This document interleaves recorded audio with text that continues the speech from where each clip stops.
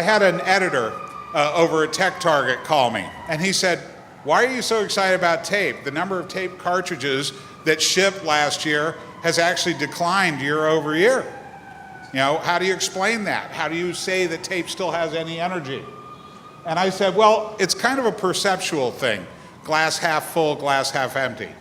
I tend to be a half full kind of guy, okay? And I see basically tape exceeding the wildest expectations and the delusions of grandeur of tape manufacturers going forward, mainly because it's the lowest cost per gigabyte, and we have this zettabyte apocalypse on the horizon if you're believing IDC.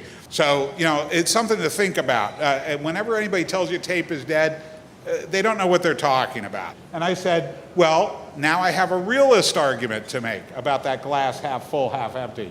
Everybody knows that a glass is full. It's full because the bottom part is filled up with water molecules and the non-watered part is filled with atmospheric molecules. So that glass is full. And all you got to do is look at it with a squint, and you realize that from a realistic perspective, the future of tape is bright, high, and to the right. Okay?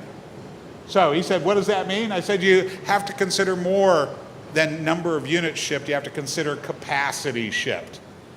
The fact is that the latest and greatest generations of both enterprise and LTO tape are double the capacity of previous generations.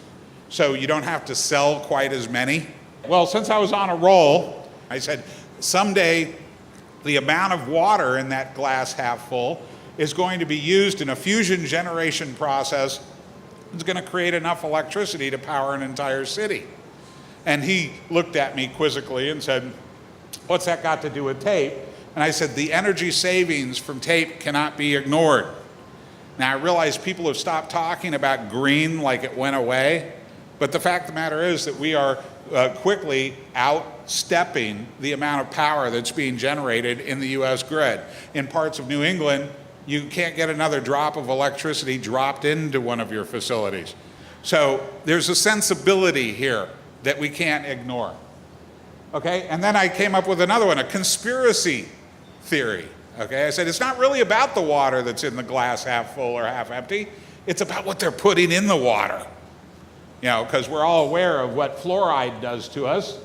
The editor looked confused, and I said, you know, if you use tape in worm mode, you can prevent a lot of unwanted outcomes. For example, one of my clients right now is so paranoid about ransomware, they make their backup copy to tape, not because they love tape, but because tape has an air gap. And if you do it on worm media, nothing can get in there and rewrite the data. So those two features of tape actually make it an ideal backup medium for your most critical data that could be taken away from you.